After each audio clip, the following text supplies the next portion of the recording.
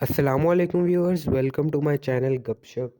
और आज की इस वीडियो में मैं एक ऐसे साइंसदान, एक ऐसे फिज़िक्सदान की बात करूंगा जिसे दुनिया का सबसे इंटेलिजेंट आदमी कहा जाता है। इस इंसान ने हमें थ्योरी ऑफ रिलेटिविटी और एनर्जी मैथ इक्वेशन जैसी इक्वेशंस दी हैं।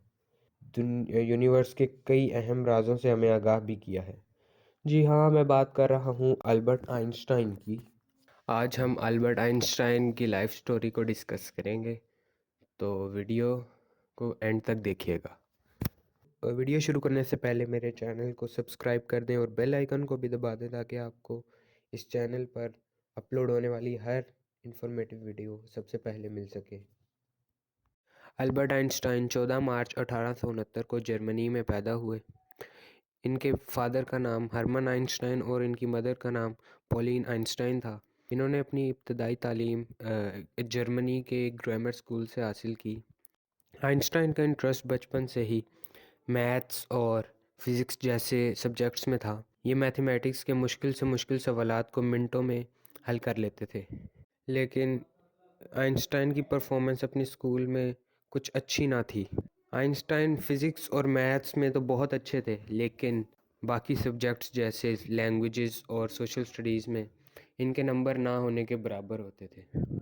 ये इन सब्जेक्ट्स को बेफ़ायदा और बेमतलब समझते थे। 15 साल की उम्र में आइंस्टाइन ने ग्रामर स्कूल को छोड़ दिया, जिसकी वाहिद वजह यह थी कि आइंस्टाइन को ग्रामर स्कूल के सख्त डिसिप्लिन से बेहद नफरत थी।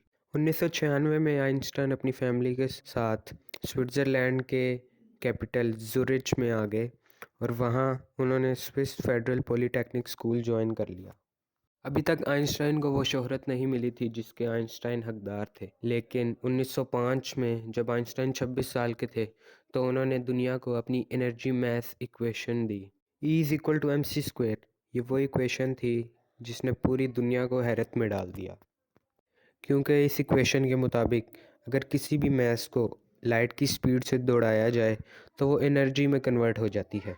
इस इक्वेशन ने आइंस्टाइन को पूरी दुनिया में मशहूर कर दिया, लेकिन अभी तक आइंस्टाइन उस शोहरत को नहीं पहुंचे थे जिसके लिए वो पैदा हुए थे।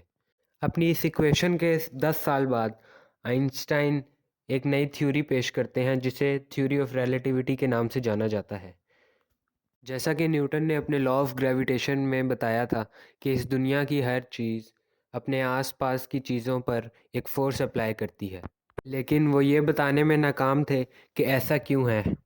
आइंस्टाइन की थ्योरी ऑफ रिलेटिविटी ने तो इसकी वजह भी बता दी। आइंस्टाइन की इस थ्योरी के मुताबिक जिस तरह किसी चादर को अगर चारों कोनों से खींचा जाए और दरमियान में कोई चीज़ रख दी जाए तो वो चादर दरमियान से थोड़ी सी झुक जाती है और बाकी चारों कोनों पर एक फोर्स अप्लाई होती है। बिल्कुल इसी तरह हमारे यूनिवर्स में एक लेयर मौजूद है और इसमें मौजूद सितारे और सैयारे इसी तरह एक दूसरे पर फोर्स अप्लाई करते हैं।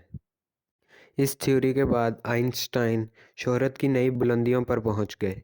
1921 में आइंस्टाइन को नोबेल प्राइज़ दिया गया। इसके अलावा आइंस्टाइन ने कई छोटी बड़ी थ्योरीज दी जिसमें उन्होंने वर्म होल्स और ब्लैक होल्स के बारे में बताया।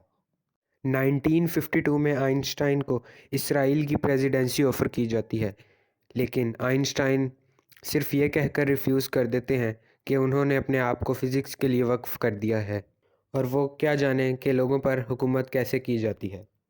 अल्बर्ट आइंस्टाइन 18 अप्रैल 1955 को इस दुनिया से चले जाते हैं। अल्बर्ट आइंस्टाइन अपनी ज़िंदगी में 2 बार शादी करते हैं और उनके 3 बच्चे भी होते हैं। व्यूअर्स, ये बात बिल्कुल सच है कि आइंस्टाइन ने जितना काम फिज़िक्स के लिए किया है उतना आज तक किसी ने नहीं किया। आइंस्टाइन जैसा इंसान सदी में सिर्फ एक बार ही पैदा होता है। आइंस्टाइन के मरने के बाद एक डॉक्टर, डॉक्टर हार्वे, आइंस्टाइन के दिमाग को खुफिया तौर पर चुरा लेते हैं और उस पर रिसर्च करते हैं। रिसर्च से ये बात सामने आती है कि आइंस्टाइन का दिमाग एक आम इंसान के दिमाग से 200 ग्राम हल्का था। उनके दिमाग की पैरिएटल लोब का एक बहुत ही अहम हिस्सा उनके दिमाग से गायब था। व्यूअर्स, आज के लिए बस इतना ही। अगर वीडियो अच्छी लगे तो लाइक करें और चैनल को सब्सक्राइब करके बेल आइकन को भी दबा दें। इंशाल्लाह मिलेंगे अगली वीडियो में, तब तक के लिए अल्लाह हाफ़िज़।